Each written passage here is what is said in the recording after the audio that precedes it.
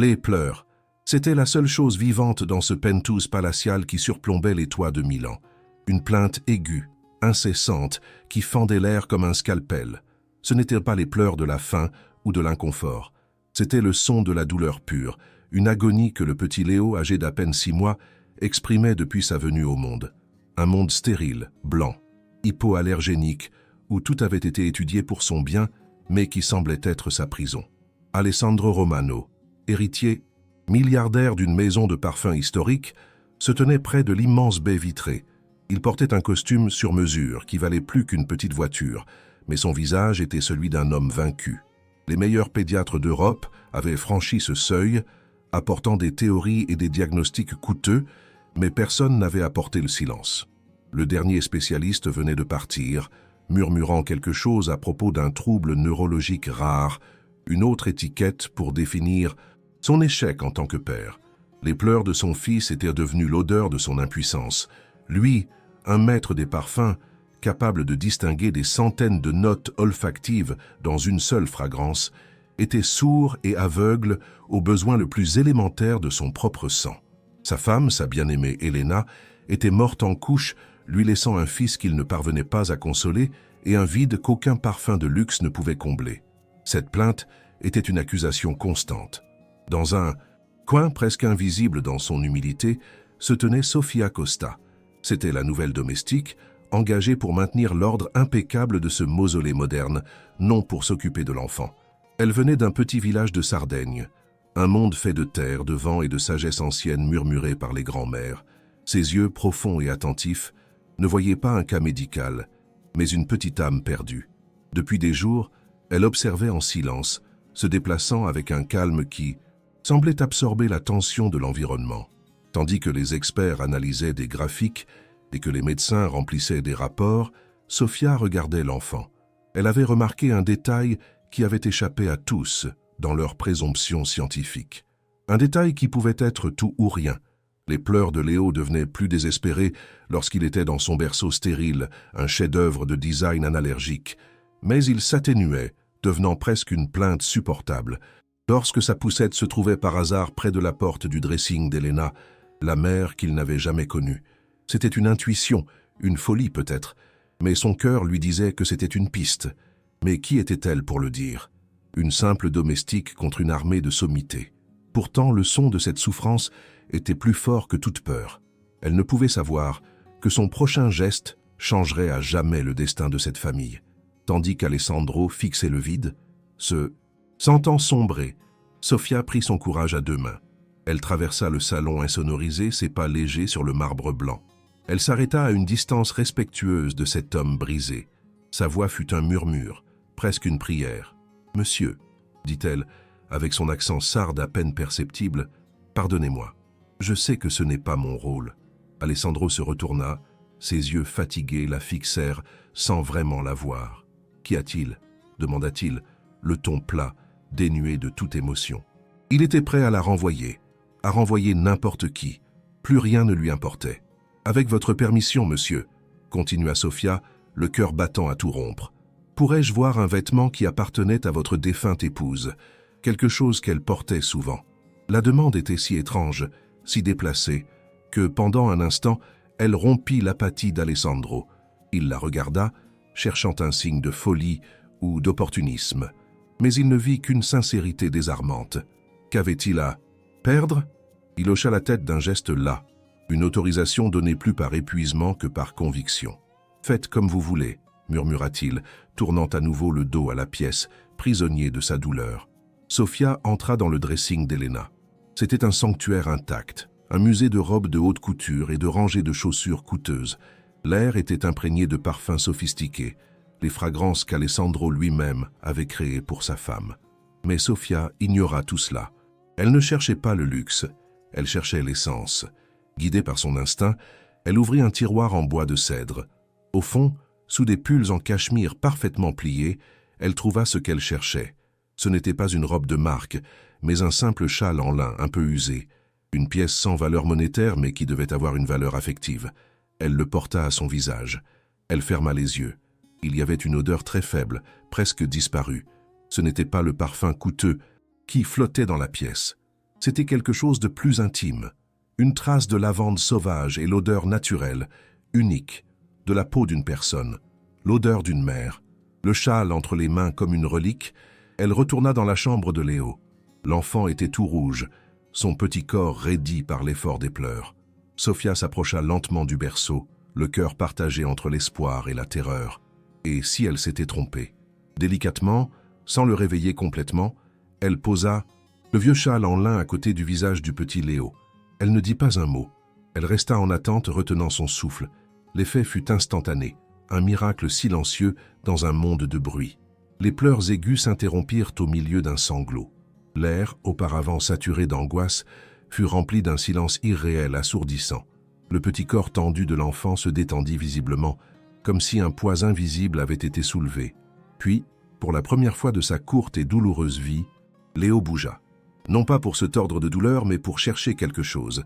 Il se tourna, son petit visage s'enfonçant instinctivement dans le tissu doux du châle. Il poussa un profond soupir, un son de contentement pur et total, et il s'endormit. Il dormit vraiment, en paix. Alessandro, qui avait observé la scène depuis la porte, sentit ses jambes flageoler. Il tomba à genoux sur le sol froid, son corps impeccable secoué de sanglots qui se libéraient enfin après des mois d'agonie refoulée. Les larmes coulaient sur son visage, des larmes de choc, de douleur, de gratitude. L'enfant n'était pas malade, il n'avait aucun trouble neurologique rare, il avait juste une nostalgie désespérée, déchirante, de l'odeur de sa maman, et une humble domestique, avec rien d'autre que son cœur et son intuition la lui avaient rendue. Ce petit miracle n'était que le début. Sophia ne pouvait imaginer que cet acte de pure empathie allumerait une lueur d'espoir dans le cœur d'Alessandro, mais aussi la haine de ceux qui voyaient en elle une menace. Si cette histoire a déjà touché votre cœur, abonnez-vous à la chaîne pour ne pas manquer ce qui va suivre. Écrivez dans les commentaires depuis quelle ville ou quel pays vous nous écoutez. Nous sommes si proches de notre rêve d'atteindre les 1000 abonnés, et avec votre aide, nous pouvons y arriver. Votre soutien est tout pour nous. La paix, cependant, était destinée à être de courte durée. Alessandro ne savait pas que sa belle-mère, la comtesse Isabella, une femme qui méprisait tout ce qui ne pouvait être mesuré par la science ou l'argent, était déjà en route pour Milan. La comtesse ne voyait pas son petit-fils comme un enfant, mais comme l'héritier d'une dynastie. Et elle ne permettrait jamais que son avenir soit confié aux superstitions paysannes d'une domestique. Sophia avait apporté la paix dans cette maison, mais sans le savoir, elle avait aussi déclaré la guerre. Une guerre qui ne se mènerait pas avec des armes, mais avec des secrets, des mensonges et le venin du mépris. La bataille pour l'âme du petit Léo ne faisait que commencer. Que Dieu vous bénisse. Les jours de paix dans le Penthouse Romano furent brefs comme un souffle. Le calme fut balayé par le clic sec et autoritaire d'une paire de talons sur le marbre. La comtesse Isabella, mère de la défunte Elena, était arrivée. Elle n'entra pas. Elle prit possession de l'espace.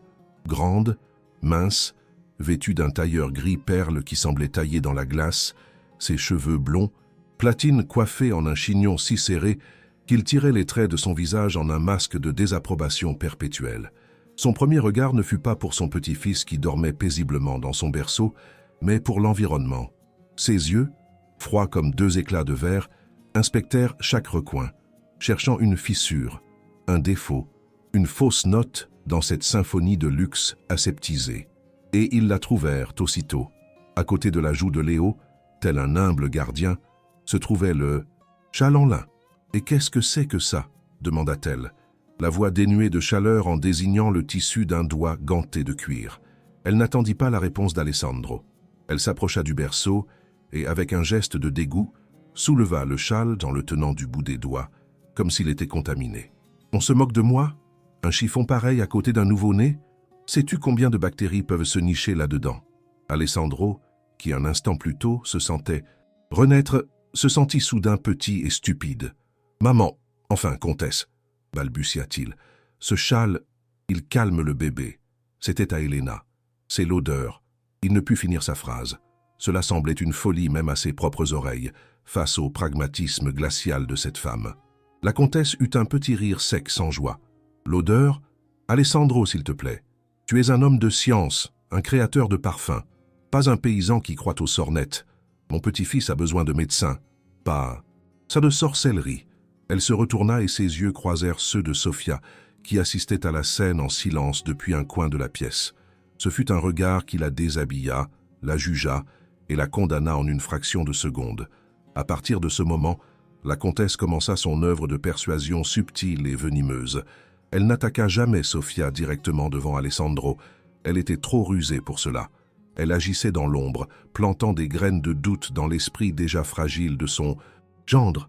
« Mon cher », lui disait-elle le soir devant un verre de vin, « je comprends ta douleur, ton désespoir, mais cette femme profite de ta vulnérabilité. Elle a seulement aidé Léo », répliquait faiblement Alessandro, sentant sa gratitude se transformer lentement en un sentiment de culpabilité. « Tu n'as pas vu comment il était avant ?»« Bien sûr que si », répondait-elle, sa voix un sifflement de fausse compréhension. Mais se fier à ces remèdes de bonne femme est dangereux. Nous ne savons rien d'elle, de ses origines. Elena aurait voulu le meilleur pour son fils. La meilleure technologie, les meilleurs spécialistes. Pas ça. Et d'un geste vague, elle désignait la présence silencieuse de Sofia dans la maison. Chaque jour, la pression augmentait. La comtesse réorganisa la nurserie selon des protocoles scientifiques stricts. Elle introduisit des purificateurs d'air, des stérilisateurs à UV, de nouveaux ensembles de draps en fibres analergiques scellés sous vide. Chaque geste était une accusation silencieuse envers l'approche primitive de Sofia. Sofia sentit le froid s'abattre sur elle. Alessandro, auparavant si reconnaissant et gentil, était maintenant distant, les yeux pleins d'une incertitude qui le torturait. Il évitait son regard. La comtesse, en revanche, ne la quittait pas des yeux un seul instant. Elle la suivait du regard, critiquant à voix basse sa façon de nettoyer, son accent, son silence. L'atmosphère devint irrespirable. Sofia savait qu'elle était devenue le problème. Le miracle qu'elle avait accompli avait été transformé en faute, en un acte de présomption. Elle ne trouvait de réconfort que dans les moments où elle pouvait être seule avec Léo, lui murmurant des mots dans sa langue maternelle pendant que le petit dormait tranquillement, le visage toujours tourné vers le châle. La comtesse comprit que pour gagner, elle devait détruire le symbole de ce lien, le châle. Mais elle ne pouvait pas simplement le jeter. Alessandro, aussi, confus soit-il, était encore attaché à cet objet. Elle avait besoin d'une preuve, de quelque chose d'inattaquable. Et si la preuve n'existait pas, elle la créerait. Une nuit, alors que tout le monde dormait, la comtesse Isabella se glissa comme une ombre dans la chambre de Léo. Avec des mains gantées, elle prit le châle du berceau. De la poche de son impeccable robe de chambre, elle sortit une petite fiole contenant une huile incolore, à l'odeur vaguement chimique et piquante. Elle en versa une seule goutte, presque invisible sur le tissu, puis elle remit le châle à sa place. Son plan était diabolique et parfait. Le lendemain matin, au petit déjeuner, elle feignit une illumination soudaine. « Alessandro, une pensée terrible m'est venue, » dit-elle, le front plissé par une fausse inquiétude. « Sommes-nous sûrs de ce qu'il y a sur ce bout de tissu ? Non pas que je sois paranoïaque, mais cette femme, elle aurait pu y mettre quelque chose, une herbe quelconque, un sédatif naturel, pour faire croire que ça marche. » L'idée, aussi absurde soit-elle, s'insinua comme un poison dans l'esprit d'Alessandro. La fatigue, la douleur et la pression constante de la comtesse avaient érodé ses certitudes. Le doute était un ver qui lui rongeait l'âme. Et si elle avait raison? S'il avait été trompé? « Ne dis pas de bêtises, » répondit-il, mais sa voix trahissait son incertitude. « Ce ne sont pas des bêtises, c'est de la prudence, » insista-t-elle. « Pense à la réputation de la famille. Romano, si l'on venait à apprendre que l'héritier est calmé avec des remèdes de sorcière, faisons analyser ce tissu. J'appelle moi-même un médecin de confiance, le docteur Bianchi, juste pour notre tranquillité d'esprit. » Piégé, Alessandro accepta. Il se sentait misérable de douter de Sofia, mais la peur pour son fils était plus forte que tout. Le docteur Bianchi arriva quelques heures plus tard. Ce n'était pas un pédiatre, ni un toxicologue. C'était un dermatologue à l'air onctueux qui avait une énorme dette de reconnaissance envers la famille de la comtesse qui l'avait sauvée de la faillite des années auparavant. Le docteur exécuta sa pantomime avec un sérieux professionnel. Il préleva un petit échantillon à l'endroit exact où la comtesse avait versé l'huile et le mit dans une éprouvette scellée. « Nous aurons les résultats d'ici demain », annonça-t-il d'un ton grave, échangeant un regard entendu avec la comtesse.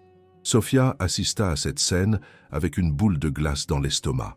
Elle vit le regard d'Alessandro plein de suspicion et comprit que sa paix dans cette maison était terminée. Peu importait ce que diraient les résultats, le verdict était déjà rendu. Le lendemain, le docteur Bianchi téléphona. La comtesse mit l'appel sur haut-parleur. La voix du médecin était solennelle. « Comtesse, monsieur Romano, nous avons trouvé des traces d'un composé organique non identifié. D'après les premières analyses, il semble avoir des propriétés sédatives et, s'il est utilisé, sur le long terme pourrait créer une dépendance chez le nourrisson. » Ce fut un coup de poignard au cœur d'Alessandro. La preuve scientifique, irréfutable. La gratitude qu'il éprouvait pour Sofia se transforma en colère et en trahison. Il se sentit comme un idiot, un naïf qui s'était laissé berner par la première venue. Il convoqua Sofia dans son bureau. Sur la table, parmi les échantillons d'essence rare, se trouvait le rapport du laboratoire. Quand Sofia entra, elle le vit debout, plus rigide et froid que la comtesse elle-même. Il lui tendit la feuille. « Qu'est-ce que c'est que ça ?» lui demanda-t-il, la voix dure comme la pierre. « Qu'est-ce que vous avez mis sur le châle? Qu'est-ce que vous donniez à mon fils ?» Sofia lut les mots sans les comprendre. Composé organique, sédatif, dépendance. C'était un cauchemar. « Rien, monsieur, » murmura-t-elle, les yeux pleins de larmes et d'incrédulité. « Je le jure sur la mémoire de ma grand-mère. Il n'y a rien. C'est juste un bout de tissu. »« Assez de mensonges, » tonna-t-il, sa frustration et sa douleur explosant en une seule et terrible accusation. « Je vous ai fait confiance, je vous ai ouvert ma maison, je vous ai confié mon fils, et vous m'avez trompé. »« Non, ce n'est pas vrai, » cria-t-elle désespérée. « C'est votre belle-mère, elle me déteste, vous ne comprenez pas. » Mais il était trop tard. Le doute était devenu une certitude pour Alessandro. « Je ne veux plus vous voir. Prenez votre argent et quittez ma maison. Maintenant. » Il lui jeta une enveloppe pleine de billets sur la table. Un paiement pour son silence, une insulte finale à sa dignité. Sofia le regarda une dernière fois, le cœur en miettes. Pas pour le licenciement, pas pour l'argent, mais pour avoir vu la gratitude dans ses yeux se transformer en mépris. Elle sortit de ce bureau et de cette maison sans se retourner, tandis que la comtesse Isabella l'observait depuis la fenêtre du salon, un imperceptible sourire de victoire sur ses lèvres minces. Dès que Sofia eut franchi le portail, le premier acte de la comtesse fut de prendre le châle en lin avec les pincettes de la cheminée et de le jeter sans hésitation dans le vide ordure de l'immeuble. « Enfin un peu d'hygiène dans cette maison », déclara-t-elle en s'époussetant les mains. Cette nuit-là, l'enfer revint dans le Penthouse Romano. Léo se réveilla. Il chercha l'odeur familière, le réconfort du tissu qui l'avait bercé pendant des jours, mais il ne la trouva pas. À sa place, il y avait une couverture en soie lisse et froide qui ne sentait que la lessive analergique. Les pleurs qui suivirent n'étaient plus une plainte. C'était un hurlement primal, de terreur et d'abandon, si puissant qu'il fit vibrer les vitres. C'était pire, bien pire qu'avant. Le silence n'avait été qu'une illusion, et maintenant le bruit était revenu pour réclamer son royaume. Alessandro courait d'un bout à l'autre de la pièce, essayant de calmer son fils, avec toutes les méthodes suggérées par les livres, mais rien ne fonctionnait. L'enfant était inconsolable. La comtesse, avec un calme glaçant, décréta « Tu vois, c'est une crise de sevrage. Cette femme l'a drogué. Il faudra des jours, peut-être des semaines, avant qu'il ne soit désintoxiqué. » Ces paroles, au lieu de le rassurer, firent naître en Alessandro un premier minuscule doute. Le hurlement de son fils ne ressemblait pas à celui d'un enfant en manque. Il ressemblait au hurlement d'un enfant à qui on avait arraché la seule chose qui le faisait se sentir en sécurité. Pendant ce temps, Sofia s'était réfugiée dans une petite chambre grise et humide de la banlieue de Milan, chez une cousine. Sa douleur était immense, mais sous la douleur, son esprit vif et observateur ne lui laissait aucun repos. Elle repensait à tout, à la précipitation du médecin, à l'odeur étrange qu'elle avait sentie sur les mains de la comtesse ce jour-là, au regard triomphant qu'elle lui avait lancé en partant. Ce n'était pas une femme instruite, elle ne connaissait pas la chimie, mais elle connaissait les gens, et elle savait reconnaître la méchanceté quand elle la voyait. Il y avait quelque chose qui clochait dans toute cette histoire, et elle ne pouvait pas abandonner le petit Léo à son sort. Elle commença à poser des questions. Elle appela sa cousine Maria, qui travaillait comme femme de ménage dans plusieurs cliniques de luxe de la ville. Elle lui demanda des nouvelles du docteur Bianchi. « Bianchi, le dermatologue ?» répondit Maria, surprise. « Bien sûr que je le connais. Un homme plein de dettes. On dit que la famille de la comtesse le tient en laisse depuis des années, depuis qu'ils ont sauvé sa clinique de la faillite. Ce fut la première fissure dans le mur de mensonges de la comtesse. Un dermatologue, pas un toxicologue. Un homme à qui on pouvait faire du chantage. L'intuition de Sofia se transforma en soupçon. Mais que pouvait-elle faire?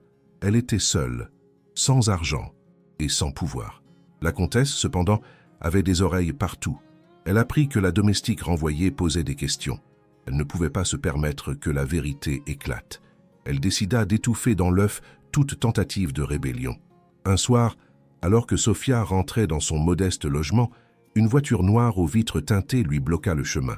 Le chauffeur de la comtesse en descendit, un homme massif et silencieux, au visage de boxeur. Il ne la toucha pas. Il se posta, simplement devant elle. Sa carrure était une menace suffisante. « La comtesse sait que tu fourres ton nez où il ne faut pas, » dit-il, sa voix basse et menaçante. « C'est un avertissement. Arrête, ou la prochaine fois, je ne serai pas si gentil. Oublie la famille Romano pour ton bien. » La voiture repartit, laissant Sofia seule sur le trottoir, tremblante de peur. C'était le point le plus bas. Elle avait été humiliée, chassée, accusée à tort, et maintenant menacée. Le petit Léo souffrait. Alessandro était prisonnier d'un mensonge, et la comtesse avait gagné sur tous les fronts. Tout espoir semblait perdu.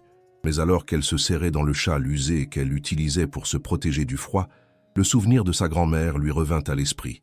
Ses paroles, anciennes et sages. La vérité est comme l'eau de la rivière.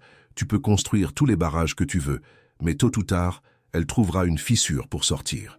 Et à ce moment-là, dans l'obscurité de son désespoir, Sofia décida quelle serait cette fissure. Elle ne savait pas encore comment, mais elle n'abandonnerait pas. La comtesse avait sous-estimé la force d'une femme qui n'avait plus rien à perdre. Les pleurs de Léo étaient devenus la bande-son du désespoir d'Alessandro. 2 semaines s'étaient écoulées depuis le départ de Sofia, et chaque jour était pire que le précédent. Le bébé refusait le lait, avait perdu du poids, et ses hurlements avaient laissé place à une plainte faible et déchirante, le son d'une petite vie qui s'éteignait. Les médecins, de nouveau appelés par la comtesse, parlaient maintenant d'hospitalisation forcée, d'examens invasifs, d'un avenir incertain. Alessandro était un automate. Il se déplaçait dans l'appartement comme un fantôme, tourmenté par une image qu'il ne parvenait pas à effacer de son esprit. Le visage de Sofia, strié de larmes, jurant son innocence. Les paroles de la comtesse sur le sevrage sonnaient de plus en plus fausses, creuses. Il n'y avait aucune logique dans cette souffrance. Il n'y avait que de la douleur pure et absolue. Une nuit, incapable de dormir, il erra jusqu'au dressing d'Elena. L'air était encore imprégné de ses parfums. Il ouvrit le tiroir où Sofia avait trouvé le châle. Il était vide, mais son regard tomba sur un autre objet, un petit journal à la couverture de cuir, caché sous une pile de foulards en soie. Il ne l'avait jamais vu auparavant. Les mains tremblantes, il l'ouvrit. C'était l'écriture d'Elena. C'étaient ses mots, écrits pendant sa grossesse.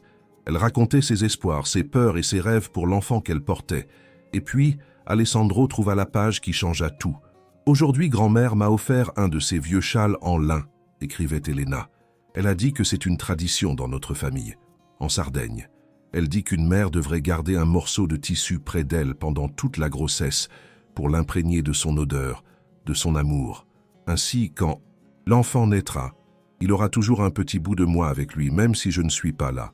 Je le garde toujours avec moi, jour et nuit. Il sent la maison, il sent la lavande, comme les champs derrière la maison de grand-mère. Alessandro sentit le monde s'effondrer sous ses pieds. Ce n'était pas de la sorcellerie, c'était une tradition, un acte d'amour, une dernière tentative désespérée d'une mère de rester liée à son fils par-delà la mort. Et lui, dans sa stupide arrogance, l'avait détruit. Il avait cru à un mensonge et avait chassé la seule personne qui avait compris la vérité. Pendant ce temps, Sofia n'était pas restée les bras croisés. La menace qu'elle avait subie l'avait effrayée, mais pas arrêtée. Elle savait qu'elle devait trouver une preuve irréfutable. Elle repensa à ce jour au docteur Bianchi, et elle se souvint d'un détail. Alors que le docteur mettait l'échantillon dans l'éprouvette, une minuscule fibre du châle était tombée sur le tapis perçant du bureau, presque invisible. Il ne l'avait pas remarqué, mais elle, oui. Avec l'aide de sa cousine Maria, qui avait les clés de la clinique pour le nettoyage de nuit, Sofia mit en place un plan fou et désespéré. Au cœur de la nuit, les 2 femmes entrèrent dans le bureau du docteur Bianchi. C'était comme chercher une aiguille dans une botte de foin, mais la fortune sourit aux audacieux. Après près d'une heure de recherche à quatre pattes avec une petite lampe de poche, Sofia la vit. Une seule, minuscule fibre, de lin, accrochée au fil du tapis. Elle la ramassa avec une pincette, le cœur battant à tout rompre. Maintenant, elle avait besoin d'un laboratoire honnête. Maria, grâce à son réseau de connaissances parmi le personnel de nettoyage, la mit en contact avec un technicien de laboratoire dans un hôpital public. Un homme âgé et intègre, dégoûté par la corruption qu'il voyait tous les jours. Sofia lui raconta son histoire et lui donna ses dernières économies pour payer l'analyse. « Je veux juste savoir la vérité, » lui dit-elle. « Je veux savoir s'il y a quelque chose de toxique dans cette fibre. » Le lendemain, alors qu'Alessandro était encore sous le choc de la lecture du journal, le téléphone sonna. C'était Sofia. Sa voix était ferme, décidée. « Monsieur Romano, » dit-elle sans préambule, « je sais que vous n'avez aucune raison de me croire, mais j'ai une preuve qu'on vous a menti. S'il vous plaît, rencontrez-moi. Seul, pour le bien de Léo. » Quelque chose dans son ton, une force, qu'il ne lui avait jamais entendue, le convainquit. Il lui donna rendez-vous dans un petit café anonyme, loin des regards indiscrets. Quand il la vit, il fut frappé. Ce n'était plus la domestique timide et soumise. C'était une femme qui se battait pour la justice. Sans un mot, Sofia posa 2 feuilles devant lui. La première était le rapport du docteur Bianchi, qu'Alessandro connaissait bien. La seconde était celle du laboratoire de l'hôpital public. Les résultats étaient clairs. Sur la fibre, il n'y avait aucune trace de sédatif. Il n'y avait que des traces d'acide lactique, de sels minéraux et de squames épidermiques. En d'autres termes, des traces de sueur humaine et de la lavande. Rien d'autre. « Le rapport de votre médecin est un faux », dit calmement Sofia. « Quelqu'un a contaminé le châle avant de le faire analyser. Quelqu'un qui voulait que je parte. Quelqu'un qui ne voulait pas que votre fils aille bien. » Alessandro la regarda, et à cet instant, tout doute s'évanouit, remplacé par une colère froide et lucide. Il avait laissé sa douleur le rendre aveugle. Il avait laissé le venin de sa belle-mère entrer dans sa maison et dans son cœur. Il prit les 2 rapports, le journal d'Elena, et se leva. « Viens avec moi, » dit-il à Sofia. « Il est temps de mettre un terme à cette histoire. » Ils rentrèrent dans le penthouse comme 2 soldats partant au combat. La comtesse était dans le salon, au téléphone avec une agence de nounous d'élite. Quand elle vit Sofia au côté d'Alessandro, son visage devint un masque de glace. « Que fait cette femme ici ?» siffla-t-elle. « Je t'avais dit de ne plus la laisser approcher. » Alessandro ne répondit pas. Il posa les 2 rapports devant elle, côte à côte. « Explique-moi ça, Isabella. Explique-moi pourquoi 2 laboratoires donnent des résultats si différents sur le même tissu. » La comtesse pâlit légèrement, mais ne se démonta pas. « C'est évident. C'est un faux document, créé par cet arriviste pour te tromper. À nouveau. »« Ah oui » dit Alessandro, sa voix dangereusement calme. Puis il sortit le journal d'Elena et l'ouvrit à la page marquée. « Et ça, c'est un faux aussi. C'est l'écriture de ta fille. Lis ce qu'elle écrivait sur le châle de sa grand-mère. Lis l'amour qu'elle y avait mis. » La comtesse regarda la page et pour la première fois, son armure se fissura. Pendant une seconde, un éclair de panique traversa ses yeux. Mais ce ne fut qu'un instant. « Des bêtises sentimentales » murmura-t-elle, essayant de reprendre le contrôle. Mais Alessandro n'avait pas fini. « Tu as jeté le dernier cadeau de ta fille à son fils. Tu as payé un médecin pour mentir. Tu as presque tué ton petit-fils de chagrin. Et tout ça pourquoi? Pour ton stupide orgueil? Parce que tu ne pouvais pas accepter qu'une femme humble ait plus de sagesse que tous tes spécialistes réunis. » À ce moment-là, la comtesse s'effondra. Sa façade de glace fondit en une grimace de colère et de mépris. « Cette femme !» hurla-t-elle en pointant un doigt tremblant vers Sofia. « C'est de sa faute. Elle est arrivée ici avec ses airs de sainte. Elle t'a embobiné. Tu devenais faible, sentimentale.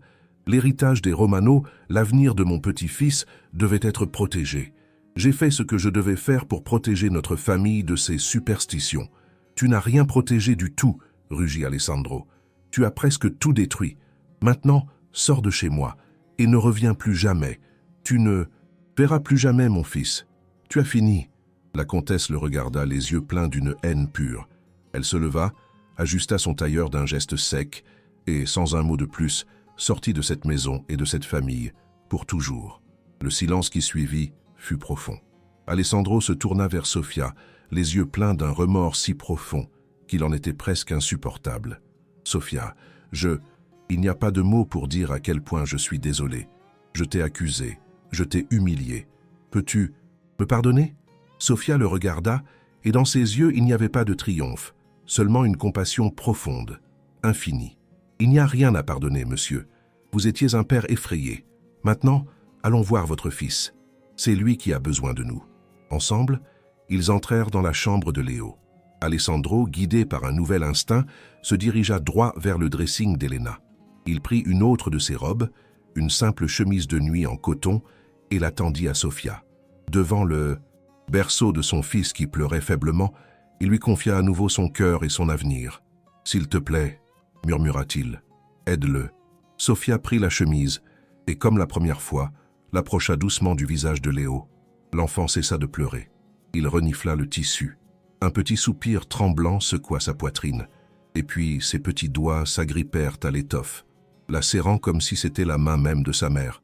Pour la première fois depuis des semaines, une lueur de paix revint sur son petit visage tourmenté. La justice n'avait pas seulement été rendue, la guérison venait de commencer. Êtes-vous resté sans voix comme nous? Votre like nous aide énormément à continuer. Laissez un like et abonnez-vous à la chaîne pour ne pas manquer la fin de cette histoire incroyable. Maintenant, continuons avec la vidéo. L'expulsion de la comtesse Isabella ne fut pas la fin de l'histoire, mais le début d'une reconstruction lente et délicate. Le penthouse milanais, autrefois un mausolée, froid, commença à se transformer. Alessandro, libéré de l'influence toxique de sa belle-mère, se libéra également de sa propre rigidité.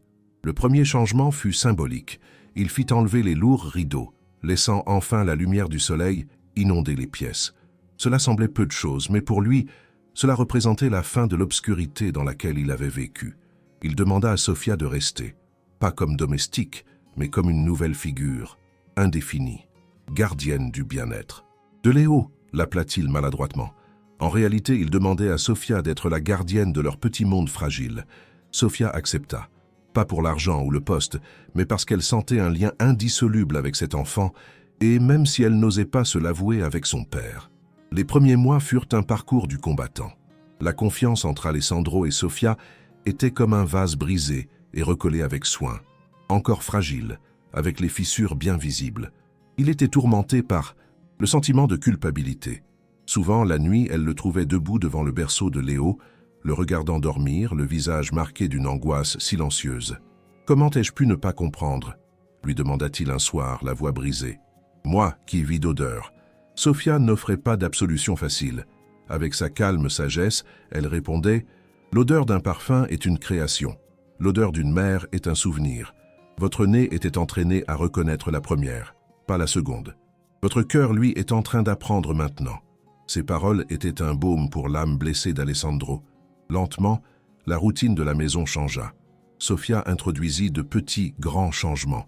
Au lieu des purificateurs d'air, elle ouvrait les fenêtres le matin pour faire entrer l'air frais. Elle introduisit des plantes et des fleurs, expliquant à Alessandro que chaque plante a sa propre odeur qui contribue au bien-être. La cuisine, autrefois utilisée uniquement par des chefs à domicile, commença à sentir le bouillon de légumes et les gâteaux simples, dont les arômes remplissèrent la maison d'une chaleur oubliée. Léo, entouré de l'amour et du réconfort dont il avait désespérément besoin, s'épanouit. Ses pleurs cessèrent complètement, remplacés par des rires et des gazouillis. Il commença à grandir, à sourire, à tendre ses petits bras vers son père. Et chaque fois qu'il était agité, un des vêtements de sa mère suffisait à le calmer instantanément. Ils devinrent ses trésors, éparpillés dans toute la maison, des encres de salut olfactives. Alessandro observait Sofia avec un mélange d'admiration et d'étonnement. Il la regardait jouer avec Léo sur le tapis, lui chantant des berceuses en sarde, une langue qui sonnait ancienne et magique. Il voyait la tendresse avec laquelle elle s'occupait de lui, la patience avec laquelle elle lui apprenait à découvrir le monde. Et il réalisa qu'il ne regardait pas seulement une femme qui prenait soin de son fils, il regardait la femme dont il tombait amoureux. Ce nouveau sentiment l'effrayait. Il se sentait indigne. C'était un homme compliqué, issu d'un monde d'apparence et de cynisme. Elle était pure, simple, authentique. Que pouvait-il lui offrir? Un jour, il trouva le courage de lui parler. Ils étaient sur la terrasse pendant que Léo dormait dans sa poussette, caressé par la brise du soir. « Sofia, commença-t-il, la voix incertaine, je te dois tout. Tu as sauvé mon fils et tu m'as sauvé. Mais il n'est pas juste que tu consacres ta vie à nous. Tu es jeune, tu as des rêves. » Sophia l'interrompit avec douceur. « Mon rêve était de trouver un endroit que je pourrais appeler mon foyer. Et je l'ai trouvé ici, avec vous. » Elle le dit avec une simplicité si désarmante qu'Alessandro en eut le souffle coupé. « Mais je ressens quelque chose pour toi, » avoua-t-il enfin. « Quelque chose qui va au-delà de la gratitude. Et je me sens égoïste de te le dire, car je sais que je ne te mérite pas. » Sophia s'approcha. Pour la première fois, elle lui prit la main. Sa peau était chaude, sa poigne sûre. « Alessandro, » dit-elle, utilisant son prénom pour la première fois. « Moi aussi, je ressens quelque chose pour vous, mais ça n'a pas commencé maintenant. Ça a commencé le jour où j'ai vu un père désespéré qui aurait tout fait pour son fils. Là, j'ai vu votre cœur, et c'est de ça que je suis tombée amoureuse. » À cet instant, sur la terrasse qui dominait Milan, sous un ciel qui se teinta de rose, ils échangèrent leur premier baiser. Ce fut un baiser timide, presque révérencieux, le sceau d'une promesse silencieuse, la promesse de construire ensemble une nouvelle famille, sur les cendres de la douleur. 1 an plus tard, le penthouse était méconnaissable. C'était devenu une vraie maison, pleine de vie, de rire et de l'odeur du bonheur. Alessandro et Sophia se marièrent lors d'une cérémonie simple, intime, dans un petit village de Sardaigne, entouré du parfum du myrte et de la lavande. Léo, qui marchait maintenant d'un pas assuré, fut leur petit témoin tenant non pas une alliance, mais un petit morceau du châle de sa mère, devenu le symbole de leur histoire. Mais la plus grande transformation eut lieu dans le travail d'Alessandro. Il reprit la direction de son entreprise, mais avec une vision complètement nouvelle. Il délaissa les parfums complexes et artificiels destinés à une élite blasée. Il passa des mois en laboratoire, non pas à mélanger des essences chimiques, mais à tenter de capturer l'essence de la mémoire. Il travailla avec Sophia à ses côtés. Elle ne connaissait pas la technique, mais elle avait l'instinct. Elle lui décrivait l'odeur du pain que sa grand-mère venait de sortir du four, l'arôme de la pluie sur la terre sèche, le parfum des cheveux d'un enfant. Et lui, le grand maître parfumeur, traduisait ses sensations en fragrance. 3 ans après leur première rencontre, Romano Parfum lança une nouvelle ligne révolutionnaire. Elle s'appelait Memoria. Ce n'étaient pas des parfums pour séduire, mais pour réconforter. Il y avait Abraccio, qui sentait la vanille et le cachemire. Il y avait Ninna Nana, aux notes de camomille et de lait chaud. Et il y avait le parfum phare, Elena, un délicat parfum de lin et de lavande sauvage. La campagne publicitaire ne montrait pas de mannequin glacial en robe du soir. Elle montrait une famille. Alessandro, Sophia et un petit Léo de près de 4 ans, heureux et en bonne santé, courant dans un champ de lavande en fleurs en Sardaigne. Le slogan ne parlait pas de luxe mais d'amour. Il y a des parfums que l'on porte, et il y a des parfums qui vous ramènent à la maison. Ce fut un succès planétaire. Memoria ne devint pas seulement une ligne de parfums, mais un phénomène culturel. Les gens n'achetaient pas seulement un produit, mais une émotion, un petit morceau de réconfort dans un monde frénétique. Alessandro avait transformé sa plus grande douleur en son plus grand succès. Il avait compris que la connexion la plus profonde n'est pas visible, mais peut se sentir. Un soir, alors qu'il regardait Léo dormir paisiblement dans son lit, Sophia se blottit contre Alessandro. « Penses-tu parfois à elle ?» demanda-t-elle à voix basse en parlant de la comtesse. Alessandro réfléchit un instant. « Non, » répondit-il, sincère. « La colère est partie. Elle ne m'a laissé qu'une grande leçon. La science peut expliquer le monde, mais seul l'amour en fait un. Endroit où il vaut la peine de vivre. Et toi, Sophia, tu m'as réappris à aimer. » Il la regarda et dans ses yeux, il y avait toute la gratitude et l'amour du monde. Ils avaient transformé une tragédie en un héritage de guérison, prouvant que les blessures de l'âme ne se soignent pas avec la logique, mais avec la sagesse simple et puissante du cœur. Et maintenant, une question pour vous. Pensez-vous que la comtesse Isabella a eu ce qu'elle méritait, ou la justice a-t-elle été trop clémente avec elle en la laissant simplement en dehors de leur vie? Faites-le nous savoir dans les commentaires. Laissez un like si vous croyez que le véritable amour trouve toujours son chemin. Abonnez-vous pour d'autres histoires où la bonté triomphe toujours.